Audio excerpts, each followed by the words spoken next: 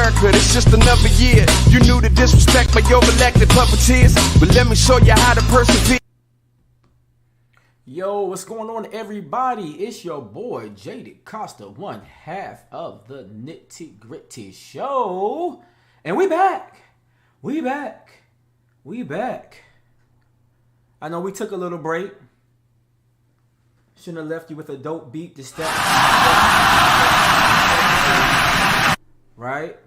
Yeah, but we back in a very popular subject with stuff that we have going on in the nation where they're trying to roll back our education system as far as history and what they're teaching. We're seeing a lot of companies start to ease up and drop the ball, whatever you want to call it, with DE&I. Some are making more FUPAs, so they're having to now focus on DE&I if they weren't doing it before. So we're definitely going to hit on that tonight. As you may have noticed, my beautiful co-host / partner, host, whatever, Katniss, she's not here tonight. She needed some much time off. She works a lot, y'all. She busy. You know what I'm saying? The work that she does is very draining. So, I was like, look, Slim, just take the night off, relax. Tonight's one of those more political conversations, although Katrina probably wished she could have done the show because this is a subject that's very dear to her. She's actually sat on a number of BRGs, business resource groups, and worked on a number of DE&I for her prospective companies in the past. So she has a lot of information with that. She sits on a couple of boards now in reference to DE&I and in reference to like retention and things of that nature. So she's definitely on point with that. But she trusts me to lead the conversation. She's watching us right now in spirit downstairs while probably trying to watch, one of her shows at the same time. So, we're going to get through it though. So y'all just got to deal with me. But I promise you, I'm going to try to knock through this as best as possible. So, don't forget also, if you want to be a sponsor of the Nitty Gritty Show, email us. You can hit us up at thenittigrittyshow2017@gmail.com, or you can hit us up at Katniss at the Nitty Gritty Show, or myself at j.decosta at the Nitty Gritty Show. You can hit us up. You want to be a sponsor? We'll work that out. Make the numbers make sense. Give you some free advertisement. We are all here for it. So before we get down to the nitty gritty of DE&I and that conversation, got some pretty cool stuff there. Let's talk a little current news. So a lot of this is pretty serious stuff in current news. On the light side, I know we got March Madness going on. Some brackets have got jacked up. Yeah, there's Katniss there in the chat. So if y'all see her, wave at her real quick. So obviously we got March Madness going on. A lot of brackets were screwed up after the first week. So shout out to all them schools that are still there. So that's what's up. Also in current news, I kind of made mention of this already, and it's gonna probably lead to our further in our conversation. Obviously, HBCUs and DE&I organizations can be possibly under attack right now in Florida, where Governor Ron DeSantis wanting to initiate programs to take out what he's calling CRT and things of that nature, critical race theory, which is actually the wrong view of critical race theory. I've talked about this at length. But anyways, he wants to remove that out of Florida. He doesn't feel like these kind of programs that focus on black students and diversity are fair. Keep that keyword fair, because we're going to come back into our main conversation about that. But he doesn't feel it's necessary. And as a result, D9 organizations can be under fire right now. And we have to do that. As members of D9, we have to get together. We have to challenge lawmakers. We have the Congressional Black Caucus. Most of them are members of D9. We need to work together to make sure that we secure our spot in history and our place on campus. We can't allow our organizations to be removed just because somebody doesn't want to make their niece or their nephew feel bad about the truth and the reality about prejudice and bias in society. The truth of the matter is America was built off racism. It's a fact. Slavery, allowed our company, not our company, but we run it like a company, but our country to move forward in drastic ways because of free labor. And we're still getting away with it through the privatized prison system, right? So we have to meet this head on. We can't run away from it. You just can't say, oh, we're going to sweep it under the rug. No, it's a part of history, and we're going to address it. We're going to talk about it. So it is what it is. So if you're in Florida, if you're in a DE&I organization, get with your southeastern region, south region, however you're comprised, and start making ways to challenge this, what's going on in Florida, so we don't have this problem, because there's a rich history in D9 from alpha to iota, and that doesn't need to go anywhere. Some of the best talents we have out there in the job market are coming out of D9.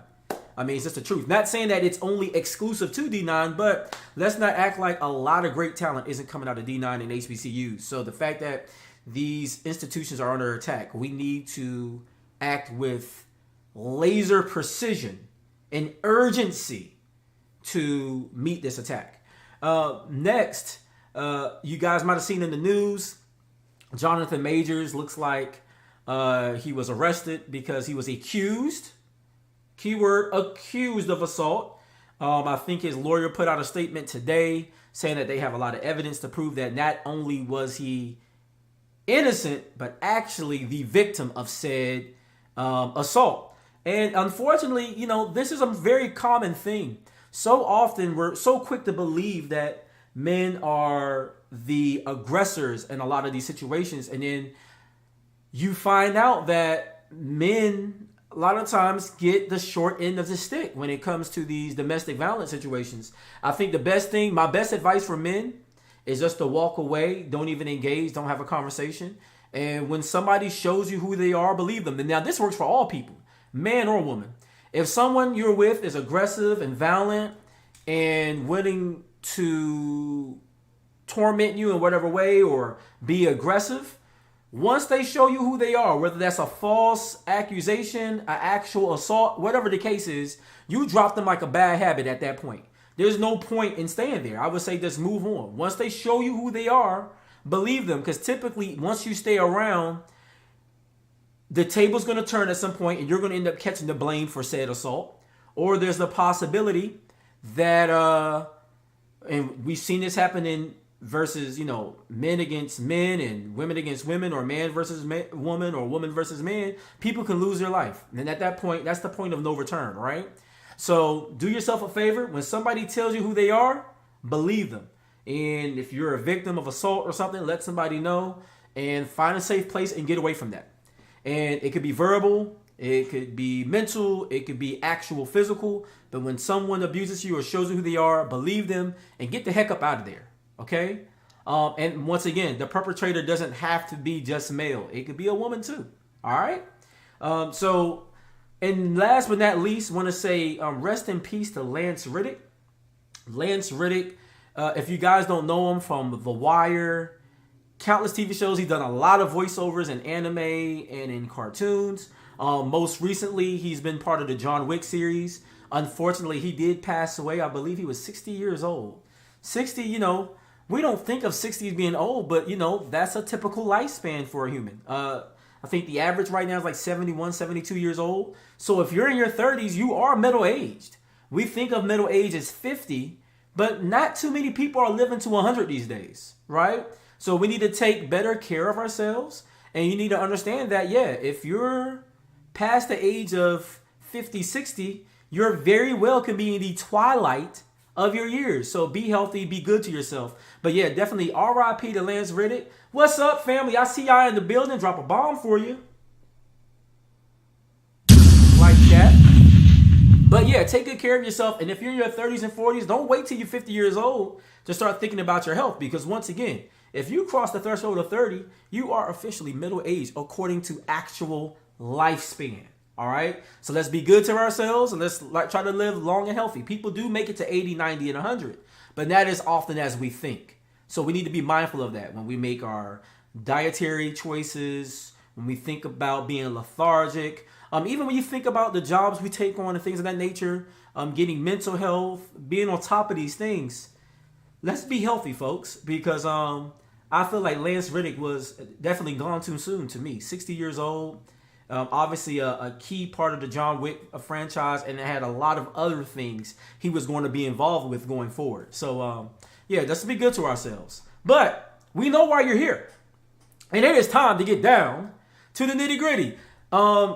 Someone's asking where Katniss was at. So Katniss is not here. She's here. She's with us in spirit. She's watching. But she had a busy week, so we let her take a break today. I'm going to carry the conversation. I wish she was here because Katrina has done so much in the world of DE&I at various companies she's been at. She sits on a couple of boards for a couple of educational systems. So she knows a lot about DE&I, but, you know, Slim was tired and baby girl needed a break. She works a lot Monday through Friday, and sometimes you just need to rest. Also, she wasn't feeling well. She had kind of lost a little bit of her voice, so talking today at length would have been kind of hard for her. So we're just letting her kind of chill downstairs, relax. And she's watching with us in spirit, so she's there. If y'all got a question for her, just say it. She'll comment in the comments. She there. She here. She with us. She is with us. So let's get down to the nitty gritty. Let's talk about why you are here. Today we are talking DE&I. And if you don't know what DE&I means, if you're not on LinkedIn, if you've been living under a rock when it comes to moving the needle forward in the form of progression, especially in the workplace, you may not know what DE&I is. Well, we'll tell you today. DE&I stands for diversity, equity, inclusion. For a long time, it started off as D&I, which just stood for the diversity and the inclusion part. And then, you know, after the wake of George Floyd and so many unarmed people's deaths, and obviously the rioting, the protest, you name it, you see a lot of companies add the E. So now we're looking at diversity, equity, and inclusion. And this is really important because so many companies will invoke the whole, oh, DE&I, we're doing this, we're doing that, and we're going to recruit from HBCUs. And normally when they say that, they're only talking about Howard, Hampton, and Spelman and Morehouse. There are definitely more HBCUs than that. Shout out to TSU, the Tigers. And shout out to some of the other local ones around here. You got University of the District of Columbia, and then we got Bowie, and then we also got Coppin and Morgan down the street. There is so much talent coming out of HBCUs. I want to say about 80% of the corporate workforce is coming out of HBCUs. And if we're not recruiting from HBCUs, not just Morehouse, Spelman, Hampton, and Howard, and shout out to those institutions because they're amazing and they put out some amazing talent. But we have more to offer than just those 4 schools. Some people don't have the money to go to those schools. Those are private institutions, and they're not cheap.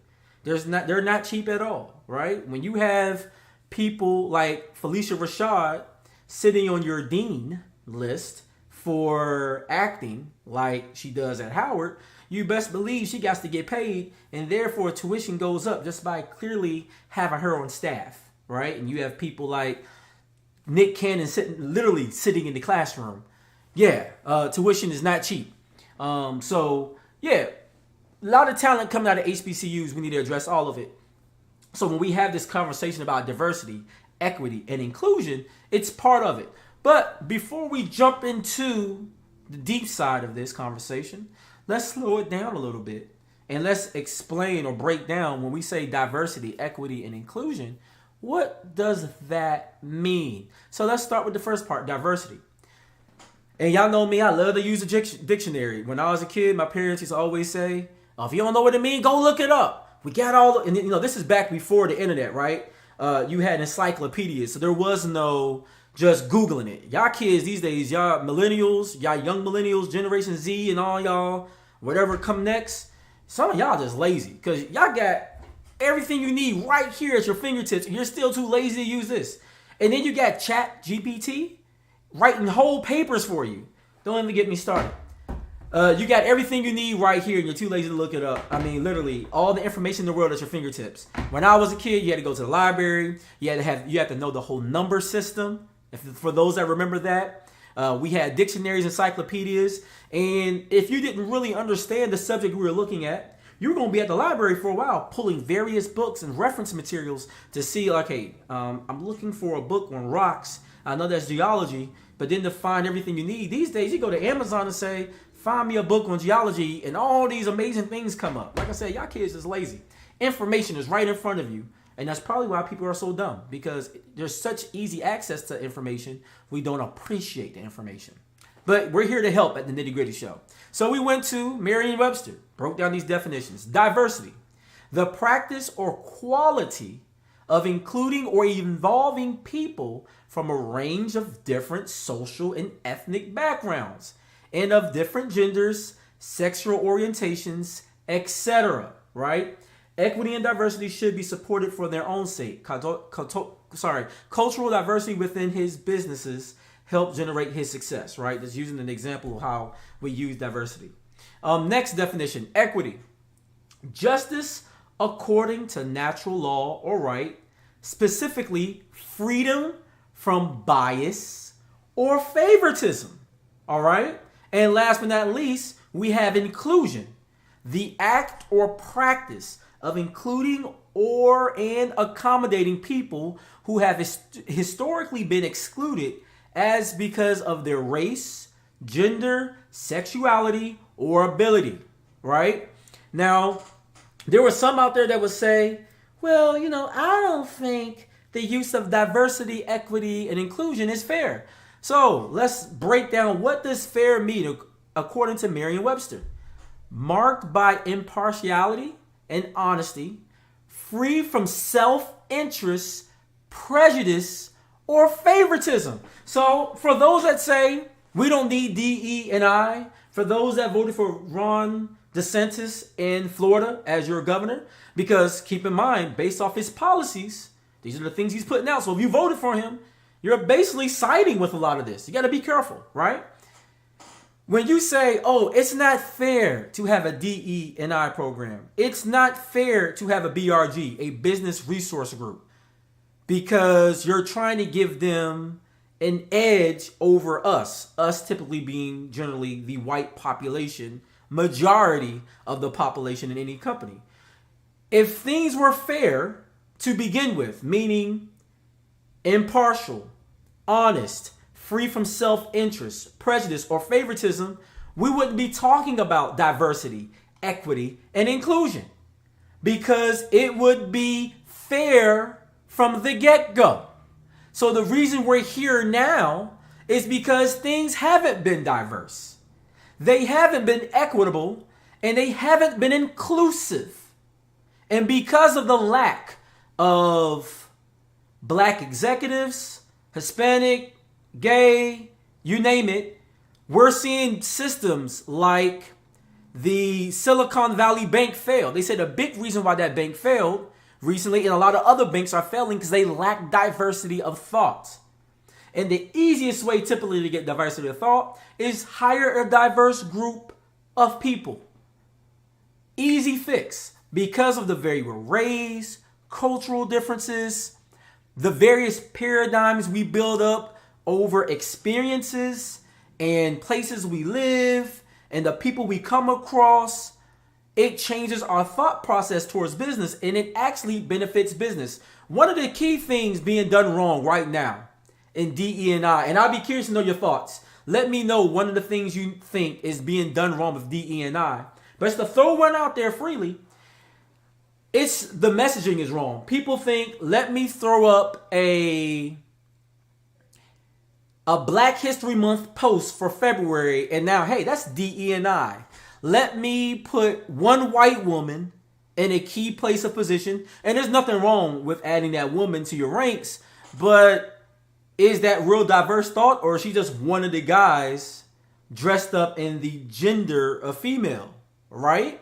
So when you start, be willing to have people that's going to challenge your thought process, because as they challenge you, they may help perfect how you go about doing business, right? So one of the things we see wrong with DE&I, people think, let me just slap a black face, a woman, someone from LGBTQ, and look at us, we're diverse. But are you really? And then you start looking at things like, well, are you creating resources to better recruit and retain women and people of color within your ranks, right? We have to look at, are people giving a true opportunity based off ability, or are we just looking at, well, I don't know, there's something about him, something about his whiteness. I just trust him with $1 million. As if the biggest culprits during Enron and all these government scandals, these were white people, right? So just giving someone credit for the color of their skin is not enough, obviously. So we have to start looking at ability. And we forget that in the hiring process, you're still dealing with a human. Sure, you have a resume, you have an AI that looks at the resume, looks for keywords and says, hey, you should interview this person. Then you could do these various proficiency tests, and you do these various personality tests to say this person would be a great fit for the job. But then even once you get through all of that and say, okay, this person has ability, you're still dealing with another person. And if they have prejudice and bias and favoritism, they may not hire the right person for the job simply because people happen to be more comfortable with what looks like or replicates them. So if you have nothing but white men at the top, and then they're interviewing various people, they might, even unbeknownst to them, they may hire another guy that looks like them just because they think that's the way to go, because there is bias and there is prejudice, right? So when we look at DE&I, how do we address this the correct way? And how do we message this to corporate America beyond, oh, let's just do something nice for some black people, or in September for Hispanic History Month, let's just do something nice for them. Or during June, let's just do something nice for LGBTQ. Or, oh, it's Veterans Day, let's just say something about some veterans. No, what real work is being done, and how do we address the bottom line and productivity that DE&I expands for a company? So I went to Forbes because I feel like Forbes is a great resource when it comes to business and thought.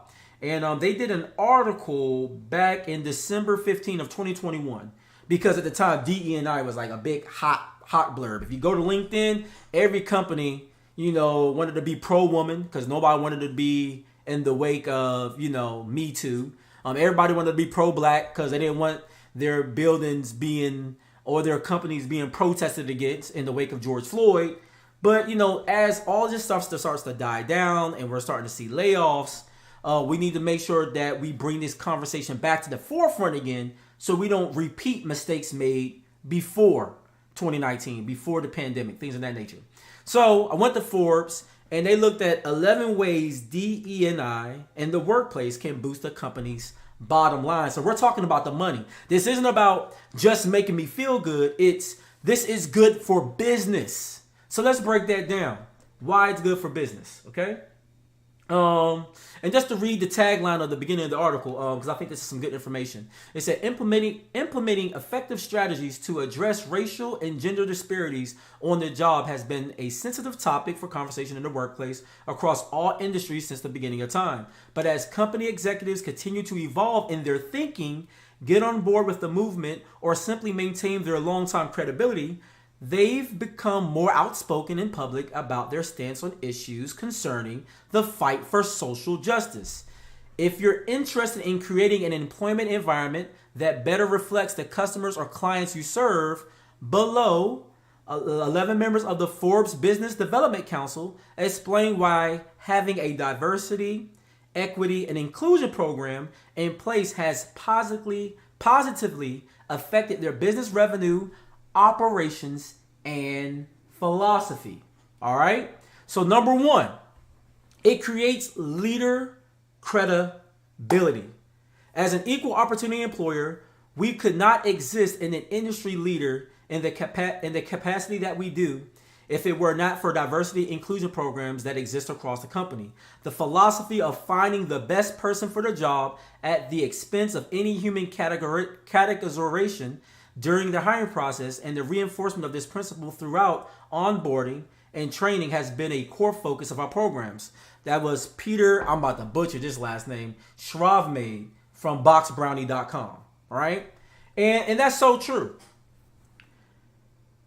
People like leaders that can look out at the workplace and say, you know what, I'm looking for the best. One of the key things about the military, being in the Army, Air Force, whatever where you serve, HUA for all my Army guys, They believe in train the trainer, right? And they don't care what color you are, because when you're in a foxhole, guess what? You don't care if the guy next to you listens to country music or if the other guy behind you listens to rap or rock and roll. All you care about is, can you see the target in front of you? Can you execute said target if it becomes a problem? And do you have my back? Guess what you do not care about? You don't care if they have a penis or a vagina. You don't care how tall they are, how short they are. You don't care who they having sex with at night. All you know is, can you do the job? Because I'm trying to get home. I'm trying to get off the battlefield at Afghanistan, Iraq, Vietnam, Korea, places we have been, right? All you know is, I'm trying to get back home to my family. And if you can help me get back home, who cares if you're black or white or anything in between? Because as long as you do your job correctly, we all going to go home and see our family, right? But so often now in corporate America, people get so caught up in color and all these different things. And it's like, what does that have to do with selling cell phones? What does that have to do with moving furniture? What does that have to do with creating apps, right? At the end of the day, we're supposed to be capitalistic. And if we're truly capitalistic, then the only color that should matter is green. But somehow humans find a way to screw this very simple thing up every time, right? And this is where addressing DE&I becomes a key factor in the bottom line. Moving on to number 2, it informs both the opportunities and the risk. So, James Chalmers from Cortex Design and Engineering said, diverse equity and inclusion are cornerstone priorities for our organization that go beyond specific programs. These priorities have a direct correlation with stronger short, mid, and long-term financial performance. Diverse teams identify and explore a broader range of opportunities and identifies risk more effectively, while equitable and inclusive environments encourage free-flowing ideation. So we're seeing that this company is benefiting because they're able to see things from more than just one lens. Think about it. If I've lived in a place of scarcity and lack my whole life, I'm not going to be comfortable just because I have billions of dollars. I'm going to say, well, what do I do to prevent from ever being in this position again? But at the same time, if all I've ever known is scarcity and lack, I need somebody who's known abundance. So therefore, they can say, hey, listen, I know we have this, but we can't squeeze the quarter until the eagle screams. We have to understand that, listen, at some point, God, you got to take chances. And I get it. That's scary to take chances. But from my standpoint, if we don't take chances and act a little bit like a maverick in this space, we may end up playing it too safe, right? So here is a situation where someone who may have came from the hood offers a perspective, but then someone who's come from suburbia or the good life still offers another perspective, because there's things that both have an experience that gives insight to different ways to better the business. One will say, hey, let's be fiscally responsible just in case the worst comes, because I've known storms. The other one that says, listen, I know storms will come, but unless we take this chance, we may not make it. You need both thoughts. If everybody is thinking like one or the other, right? You play it too safe, maybe you become Blockbuster. You take too much of a risk, right? You end up like some of these hedge funds that just did too much. If you have a balance of thought, maybe you could be Netflix. You can say, hey, look, we know when to play it safe, but at the same time, let's do something that no one's ever heard of and now become one of the larger media, entertainment, and advertising companies out there. You need a diverse platform of people. Number 3, it offers, and I kind of just went on a rant about this, but it offers a broader perspective. According to Chris Steinbeck, SEO of Works, he said, variety is the spice of life and it helps to enhance each piece of the puzzle. Everyone can contribute in a different way, and there is always a need to look at things from a different way than how it's always been done. So often, and I see this in the government a lot too, so many people are always like, well, we always did it that way, right? But look at so many companies over the years that failed because they always did it that way and they didn't try something new. That is one of the fastest ways for a company to go bankrupt or to lose money. Just keeping up with the status quo of this is how we always did it. But is that going to help you move forward? 10, 100 years, maybe 1,000 years to come. At some point, you have to change practices to be better. Number 4, it increases loyalty and retention. This is huge. From Vijay Sundaram of Zoho, he said, our programs have expanded diversity and inclusion through a focus on removing social and economic disparity. We've opened offices in rural areas in multiple countries to bring economic opportunity. We also hire students, productive professionals in technology. This helps us gain loyal employees and improve retention. When you give somebody a chance that would never have a chance anywhere else, they become almost indebted to you. I've seen this at jobs before. It's like, I've never been at a place where I've made this much money. And these folks will literally run through a brick wall for their leaders because they're just happy for the opportunity to make $70,000, $90,000, $140,000 for those ballers out there, right? It's like, I've never been given an opportunity to lead or to give my thought or someone value my opinion. Sometimes it's not money based.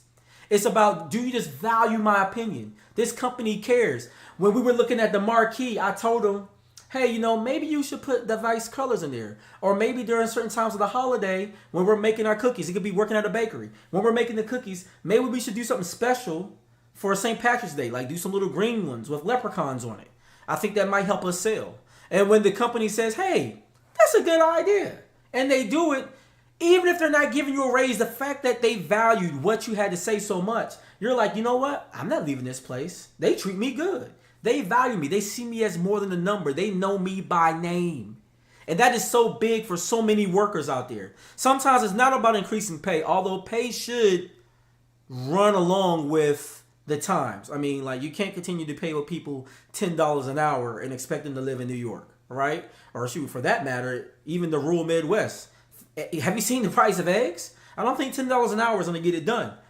So we should definitely increase pay to match the level of, upward mobility of our society. But at the same time, when you value people, sometimes that helps, Herman said, yes, balance of thought, diverse platforms, right? You got to have that. Number 5, it builds best-in-class sales teams. Shout out to all my sales people out there. I'm going to drop a bomb for y'all. For all the sales folks out there, out there hitting that quota. It's the end of the month. A lot of y'all going to be busy this week coming, right? It's end of the month, end of the quarter, right? If you're in the sales world, a lot of y'all busting y'all butt this week, right? Trying to make sure you hit those numbers. But it builds best-in-class sales teams. So from Pradeepa Kohli at Facebook, DEI is a key pillar of success for us. It starts with sourcing diverse talent and presenting this to hiring managers during the interview process. We are very fortunate to have this embedded into our recruitment process as a mandatory requirement. This helps in building the best-in-class sales teams that bring different perspectives and offer creative ideas to generate a pipeline that leads to closing deals. Shout out to Herman. He said ex-salesperson. That's right. Right? So yeah, but you have to have diverse people. Think about it. A lot of people just assume that certain industries are, a certain color. If you didn't know any better, you would just assume like departments of government, like the VA or the Commerce. You think DC, so you think based off what you see on television, you might think white. But what a lot of people don't know is DC is Chocolate City. So 1, because of proximity, and then 2, the military brings in diverse people. So therefore, people leave the military, whether they retire or not. A lot of them go do government work. And guess what? The people you see doing that government work, sometimes state and local, but definitely at the federal space, there are a diverse group of people. If you bring in folks who are not used to diversity, they're from the middle of nowhere, they can't understand accents very well, right? Like a New York, DC, like in LA places, and even Florida, where you get all these different people from different places, then there's going to be a language barrier and a cultural barrier. But if people are used to that and say, hey, look, I've been around this before, it's cool with me, I understand, I understand the thick English accent that, exists out of Europe or through the Middle East, right? It's not an issue for them. So therefore, they do a better job at communicating with those they would sell to, right? So yeah, definitely builds best-in-class sales teams. Number 6, this is a big one. It creates empathy, right? I'm going to go into this, but first I'm going to read to you guys what Ganit Betty from Relayer said. He said, companies focus on customer success as a key objectives can't consider DE&I as an option. Rather, it's a strategic pillar.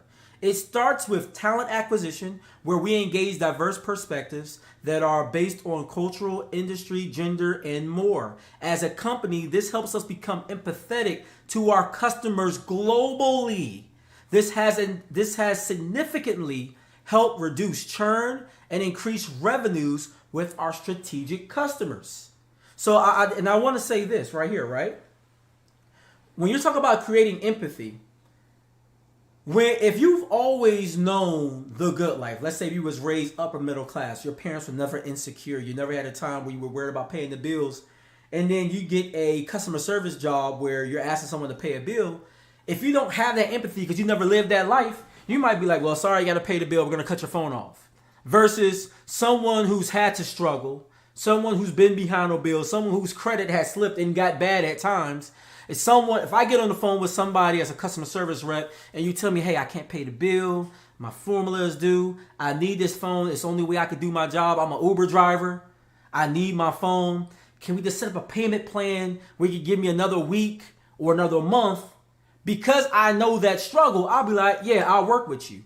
Now think about it. When you have that same empathy at the company level, you then institute payment programs and practices that allow for your customers that may face hardship to be a standing customer with you versus you writing them off like, hey, you couldn't pay the bill, that's on you, right? So creating empathy is so key. Or think about what black people were going through during George Floyd, middle of the pandemic. And if you don't have that empathy to say, wow, I know some of my black employees are hurting right now because this is horrible what's going on. It may not affect you, but you realize like, wow, like, you know, so-and-so's black and they have a black son or they have a husband. That could have been George Floyd. That George Floyd could have been their husband. That George Floyd could have been one of my best employees. It would really change your mindset as to the empathy you would have for those individuals if you had that in place, right? So it creates empathy. We got 4 more to go, and then I want to share some really cool information I found referring to DE&I and some of these companies out here. So number 7, it's essential to talent acquisition and strategy. According to Ed Calden from Seismic, he said sellers are the front line of any SaaS company. Shout out to all of my tech sales and SaaS sales people out there. He said sellers are the front line to SaaS company and sales talent and can come from anywhere. Anywhere. DE&I should be essential to any company's talent acquisition strategy, particularly for sales, revenue, and enable it teams, which are growing rapidly. As a chief revenue officer and member of the executive leadership team, I'm committed to finding and hiring historically underrepresented talent in sales. Once again, that was from Ed Collin at Seismic. Realizing, hey, look, I have to have all types of people selling my products if I'm going to reach a higher level of sales. And understanding that it's paramount to have it according to his company's success. And mind you, he's the chief revenue officer and he understands this, right? Important. This is a good example of what we call DE&I. Number 8, it reduces staff turnover and expenses. This is a huge one. This is from Yulia Koroleva. I butchered her name, from Code Inspiration. She said, we started integrating diversity and inclusion policies a few years ago, providing sessions to people with disabilities and motivating professionals of different cultures to join our IT development team. This not only led to great performance levels, we also noticed the team started to work as one single organism. It also resolved the problem of staff turnover and reduced expenses connected to hiring new participants. They said that the average company spends around $60,000 for every new employee they onboard. It is actually cheaper to keep them versus firing them. So imagine if we have greater empathy, And then we could bring more diverse group of people. And when people feel like they can find their tribe within the workplace, it makes it easier for them to stay. And when they know that they're more than just a number on a spreadsheet of expenses and realize I'm a person, and that you recognize I'm not just a man, but I'm a black man. You recognize I'm not just a black man, but I'm a black veteran. It means something. And people feel valued. And when people feel valued, they most of the time, because some people just don't care. They're going to be trash at the job. We're not going to act like that doesn't happen. But most people are going to say, you know what? Because you value me, I'm going to do right by you. And they're going to show it in loyalty and performance. Right? Number 9, it addresses challenges. Right? This was Widza Mirza from Arthur Lawrence said, with a better understanding of inclusion challenges, we have been able to design a more empathetic and customized talent offering at Expertise and gain a clearer picture of underlying issues that impact the expense side of our profit and loss statement. Everybody shout out that P&L people that got to look at P&L. The first time I had ever seen a P&L statement, I was like, oh my God, it just got real. But shout out to all my P&L people or those in leadership, they got to deal with P&L, right? Revenue is better when expenses related to employee attrition are addressed with simple interventions like flexible time, work from home, etc. This is a big one too, right? Because so many people have become more productive with a work from home model or a hybrid workplace model for those companies that can allow it. I mean, if you're in retail, you can't work from home. You're going to have to be there at the store.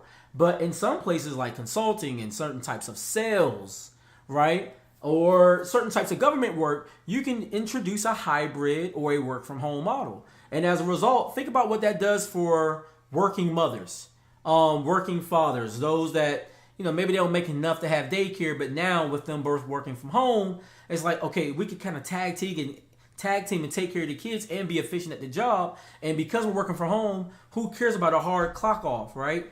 Instead of working 8 to 5 or 9 to 5, I could work 8 to 7, take little breaks in between to address the needs of my children or my family, and I'm still as productive or if not more productive than coming into the office. Because think about it. People come to the office, what do they do? Coming to the office for the first hour is social hour. Hey girl, how was your night last night? How was your weekend? Hey, you watched that game? Hey, did you see that fight? And then somewhere from 9 o'clock, it's like, all right, we talk a little bit. Let me go grab my coffee. And then there's another 15 minutes at the water cooler or at the coffee mug, right? And then finally you sit down. It's about 9:30, 9:45. You do about 2 hours of work or you're checking through old emails. And before you know it, it's like, well, 12 o'clock. So you've done maybe 2 hours of work. Then you're going to do your hour lunch for those that get an hour lunch, right? So from 12 to 1, you're doing lunch. You get back. And then from 1 to 2, it's another social hour again and a run to the bathroom and all that stuff. Once again, no work is being done. Then finally by 2 o'clock, you settle down. From 2 to 4, you do some more work. But then from 4 to 5, all you can think about is, I'm ready to get off. Right? Now, when you break that down, that's literally 4 hours of productivity on the company's dime. And there's more expenses to the employee because they had to drive to get there. They had to put on a certain level of clothes. For my sisters, I really feel for y'all because y'all struggle with hair and being accepted in the corporate workplace with your natural growing hair, looking like your natural, beautiful self. Hello, right? So that becomes a whole thing in itself. Versus if I can be at home, I got a pretty picture I could put up. You don't have to see me when I got my cornrows, when I'm trying to get my hair pushed out for the weekend, or when I got my roller set in. All you know is my PowerPoints look great, my platforms, my bills look good, I'm getting the job done, I'm addressing the needs of the company, and I'm doing it from the comfort of my home, and you don't have to judge me by how I look. All you know is the work looks good, and that's all that really should matter, right? So I like that. Number 9 addresses some challenges. Number 10, coming down to our last 2, it sparks innovation, right? The work we've done to build a diverse, inclusive team has significantly impacted our ability to better understand our customers' needs, create innovative products for a wide range of customers, and ultimately accelerate revenue growth. When you focus on building an environment where unique perspectives and self-expression are celebrated and reciprocated, innovation and growth naturally grow. And that was from Tamara Gruminski from Unbounce, right? And we've talked about that enough at length, right? When people feel accepted, they feel a sense of ownership about the job. And when people feel like there's a sense of ownership, there's just another gear, another level of work they're willing to put in. This is good for business, folks. You want people to stay late when you ask them? When you value them, when you're the kind of manager or leader or company that says, you know what, we appreciate you so much, so-and-so, for staying late. You're irreplaceable to us. I would hear my mom say stories of her time back when she worked at Dillard's. And she says, even when she walk in there now, I hope you don't mind me putting your business out there, by the way. I guess it's too late now, but charge it to my head and not my heart. She said, even to this day, she could walk in Dillard's and her manager wants her to come back. And when my mother was at Dillard's, she was an amazing salesperson, willing to go the extra mile and do right by them. But one, they would pay her and reward her. And then two, they valued her. Everywhere you go, everyone say, oh man, we love Mamie. Mamie is amazing. And because they value the person, she was willing to do the extra mile. Now she's getting older. Mama, you don't need to work no more. Just chill at home. Well, shout out to Stage Me Mamie. So if you're in the Tennessee area, or actually anywhere, if you're willing to fly her out, she will do your interior decoration today. So she ain't gonna quit working. That's just the kind of woman she is. She'll never truly sit down. For those that know her, she can't sit down. Lord knows she can't. But if you want to get her moving, tell her to come design your house or decorate your house. She'll do it. And she'll do a good job. And she'll love it in the process. She'll probably drive you crazy with all kind of ideas, talk your head off. But she's going to love what she do. All right? But once again, that's a good example about when you value your people, they'll go the extra mile. And they'll leave a mark of excellence that sometimes you just can't replace. I don't think they never found another Mamie. Shout out to anybody that's working at the Dillard's in Clarksville. No, nothing against you, but I don't think y'all ever replaced Mamie. All right? So, number 11, last but not least, it elevates company culture and community connection, right? DE&I has provided us with diversity in thought, allowing us to embrace new ideas from team members. Community outreach programs within each of our DE&I communities, committees have also helped us strengthen connections with communities we serve. As a diverse leader, I find the focus on DE&I immensely important, and being able to witness how it has elevated our culture and overall company growth has been incredible. That's from Queen Pham at Swoon, right? So that was 11 ways. Rewatch this if you had just joined in. That was 11 ways. That was from Forbes, where D&I in the workplace can boost the company's bottom line. Because a lot of people like to tell you, well, if you just sell, if you just perform, then maybe we'll consider D&I. No. If you want your people to perform, if you want better numbers, address DE&I now. It is an investment towards future sales. Don't tell your people to sell. Don't tell your people to perform. Don't tell your people to work late and then maybe we'll address you as a human later. No, address the human now and watch them give you better performance, better sales, and better productivity. The companies who are doing this best know this, all right? And before we leave, found another article from Forbes, right? They had said, over the past 2 years, the focus on racial disparities had put a spotlight on several industries. The impact of COVID-19 on the livelihoods of black families has raised questions about health care equity. The economy fallout for black workers and black-owned businesses has been again illustrated the need for financial inclusion and access to capital. Meanwhile, remote learning has turned attention to its disparities in resources and academic outcomes for students in underserved communities, right? So perhaps to no surprise that those sectors have been laggards in embracing the importance of racial diversity in serving the underserved. However, the devastating impact of COVID-19, combined with the heightened attention to racial inequalities following the murder of George Floyd in May 2020, appears to be having some impact. Although far from sufficient, these sectors made the greatest gains in addressing one of the key factors in advancing representation. So on the list on Forbes, Americans' Best Employers for Diversity, And I wanted to bring some of these up, right? Because a lot of companies talk about it, and I think from the outside looking in, when we see certain commercials, people look like they're diverse, but are they truly? So this was, I believe, the methodology here when they looked at how they ranked these different companies, right? They looked at, one second, where is this? To determine the list, they worked with a group called Statista. This is who Forbes worked with. They surveyed 60,000 Americans working for businesses with at least 1,000 employees. All the surveys were anonymous, allowing participants to openly share their opinions. That's important. Respondents were first asked to rate their organizations on criteria such as age, gender, ethnicity, disability, and sexual orientation equality, as well as general diversity.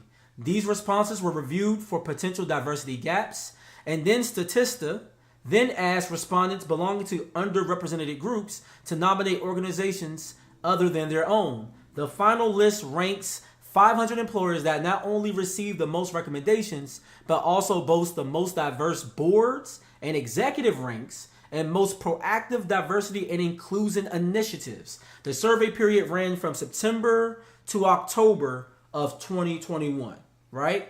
So this is how they got this list for the most diverse American-based companies in 2022. And the list will surprise you, right? And I want to go through this list as food for thought when we talk DE&I. And shout out to my boo out here in the comments. She said, why would folks of power and wealth want others to give up equity, especially in a capitalist society? And I'm happy you asked that question, Katniss, because at the bottom line, as we went through with those 11 examples, it boosts the bottom line at the end of the day. When people feel empowered and when you get diverse thought process and perspectives, you only increase your ability to capitalize on various revenues. When you cut that off and then everyone thinks the same, you're missing a key piece of the pie or the picture or the puzzle when you're trying to solve how do we become better than yesterday. And this is why, it's a beautiful question, this is why you need it. And so when people think they're losing something, no, what you're losing is the wave of the future. What you're losing is diverse customers. What you're losing is insight that you don't currently have.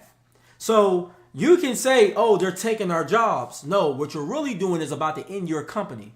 Because imagine if Blockbuster at its leadership was as diverse as it needed to be, someone younger or more technologically inclined would have said, hey, this company Netflix is on to something. Maybe we should start doing something with streaming. Maybe we should try figuring out ways to get DVDs directly to home, because this could be the next wave. But if everybody is saying, hey, this is how we done it for years, that's how you end up feeling like a Blockbuster, right? So at the top 10 of Americans' best employers for diversity, we have number 1 was Progressive Insurance. Number 2, VMware. A lot of the, that software you see on your various phones and computers, VMware. It's an IT, internet software and services company. Number 3, Booz Allen Hamilton, for all my consulting folks, right? I know quite a few people that worked at Booz, and I do know for a fact they have a number of business resource groups. And I wish Katrina was here to speak on this, so we might have to do a second part to this. But she'll tell you, not all business resource groups are treated equally. Some get more funding than others. And even though some companies have DE&I programs, guess what? You know who typically is the least funded? Latino or Black business resource groups. Katrina, if I'm wrong, let me know in the comments. But I think I said that right? Black and Latino are typically the least funded for any BRG. You know who typically gets the most money? LGBTQ. Nothing wrong with them getting money, but we also know you could be white and gay, right? I'm just saying, just putting out a thought. Something to think about, all right? Next company was 1914. They're an engineering,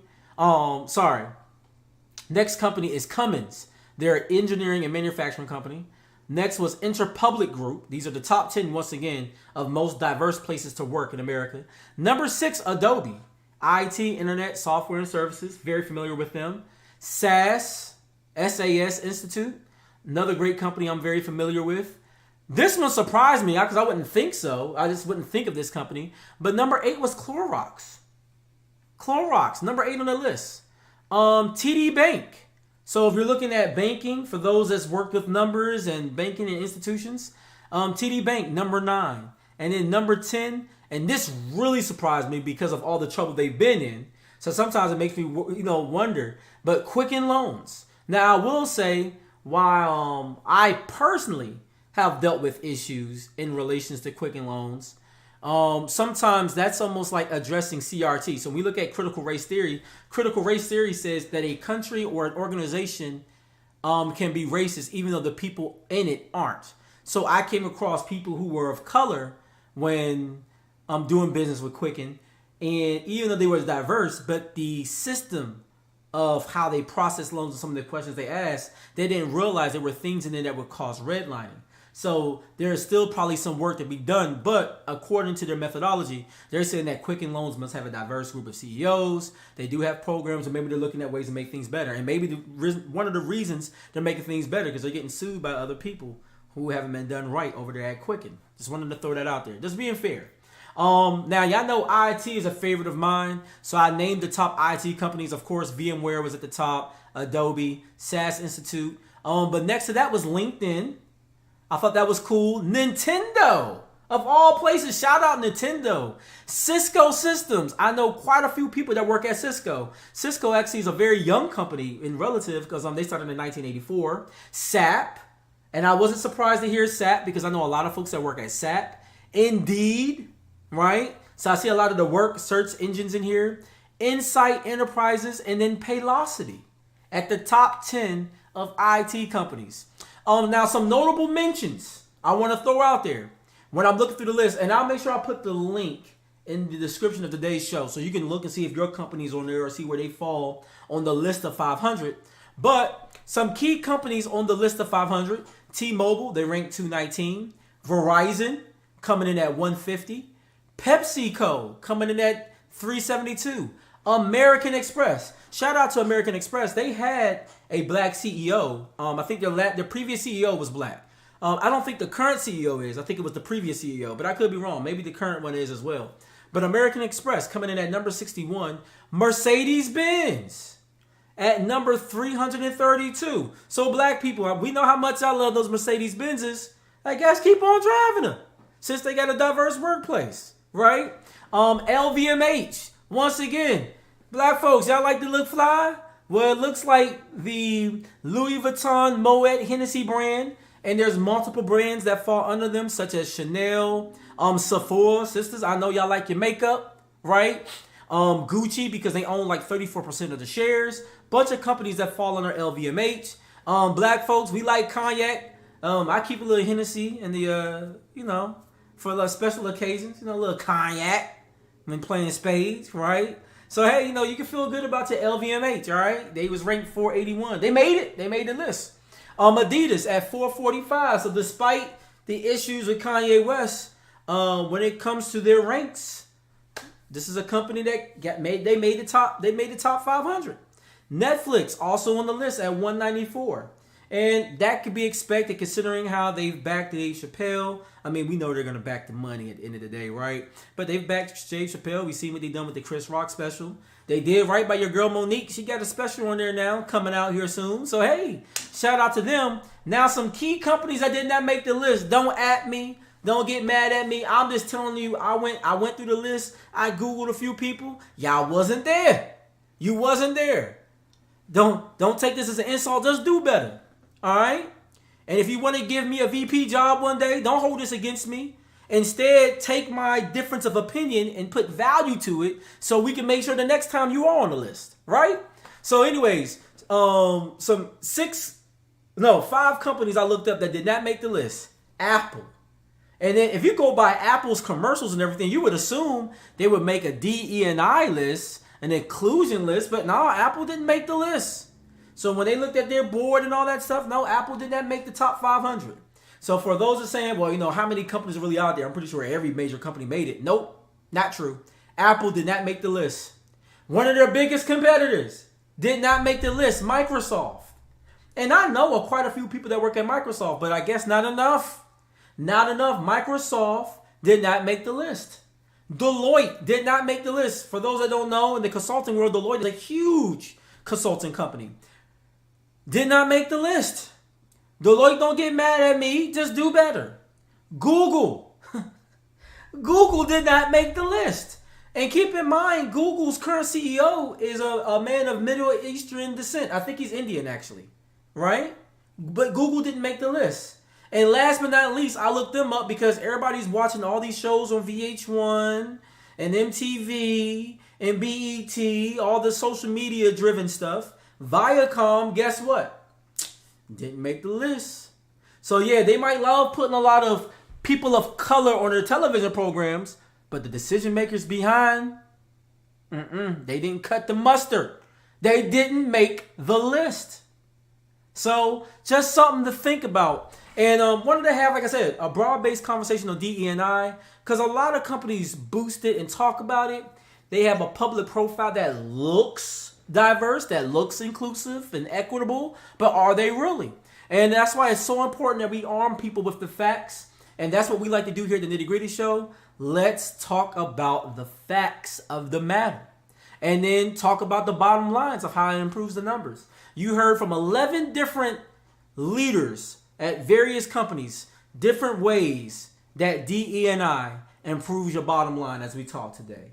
So the truth is in the pudding, right? So when you go back to your jobs and your offices, you could reference this show and and let's talk through how do we make these workplaces more diverse, not because we want to complain, not because we want to win a sympathy award, but purely because this is going to make the company stronger. And then yes, Viacom currently, at least its BET segment, I think, maybe the whole company. Katniss put out here a good point. Tyler Perry, and a few others are looking to purchase them. So maybe that would be an immediate play to improve their diversity relations at the company. Now I feel kind of bad because I forgot to put my list of birthdays together. Y'all know I typically shout out birthdays and anniversaries. And, I put the show together and I was just chilling. And then I realized, like, oh, man, I needed my birthday. So if you know any quick birthdays, quickly shout them out in the comments for me. Shout out to my homegirl, LaShawn Carroll. I know her birthday is coming up. I think that's Tuesday. Hold up. Give me 1 second, y'all. I'll write off some quick birthdays for y'all. Shout out to my homie, Rachel Awkward. Shout out to Mahogany Williams. That's right, Julio Rourke. Shout out to Adrian Johns. That's family right there. Her birthday was just a few days ago. Shout out to my man Malcolm Andrews. His birthday is tomorrow. Oh, Timothy Eckwood. Tim, your birthday's coming up on Wednesday. Shout out to the homie Chardonnay Roy. So shout out to Char. Special shout out to Char. So Katniss knows Char, or Katrina. She knows Char from high school, right? And she lived out in the area. We actually went to her wedding last year. It was amazing. And it's cool because her husband were all part of a group of, young black married couples that try to work together to support one another in marriage and all that. So yeah, shout out to Shar. Shout out to the little homie Tyra Laster. And there's some more birthdays coming up later on in the month. I'll hit them up as we get closer. And then also in the comments, that's right, my little niece Nova Altar. Her birthday is March 29th. So shout out to you, boo. I see you, baby girl, with her cute self. Be looking cute in all those pictures. I can't think of any. Hold up. Let me see if I got some anniversaries that might pop up on the list. Hold up. Give me 1 second, y'all. I'm gonna try to do right. I know this is a last minute and all that good stuff. I typically don't operate this way. Y'all know that. But let me see if I see any. Let me see if I see any quick marriage birthdays. Oh, okay. Shout out to Terrence and Megan Garcia Ball over there at the Kingdom Fellowship. They're 25. Sorry. They entered into their covenant on March 25th. So they just celebrated their wedding. All right. Yeah. Herman getting on me like, do right, Juan. Yeah, I'm typically better than that, y'all. I'm sorry. And shout out to Rashida Harrison and her husband. Their baby just celebrated another year. Shout out to the McKinneys. Their baby just celebrated another year of life. Just thinking of some birthdays last minute. Sorry. And I don't have any more. Oh, shout out to the Whites. So Michael White and Sherilyn White, they're celebrating another year of love and matrimony. So there we go. I end up getting some of those birthdays and anniversaries out. Because you know how we do here. We like to celebrate love. And we love to celebrate another trip around the sun. Life is precious. And if you made it another day, you should be celebrated. So listen, once again, thank you guys for joining my little quick conversation on DE&I. I hope you have been armed with more information or just how to engage in the conversation when someone asks you, why is this important? Now you have a couple of things you can bring their way as to give them more insight. Not to argue with them, not to debate them, but to add to their understanding. Look, it's your boy, JD Costa. I want to thank you guys for watching. I'm one half of the Nitty Gritty Show. Katniss is with us in the comments. Thank you, boo, for being with us in spirit. We are going to be out of here. We will catch you guys. Nothing on the schedule. So we'll catch you guys next week. We'll be back. Holla.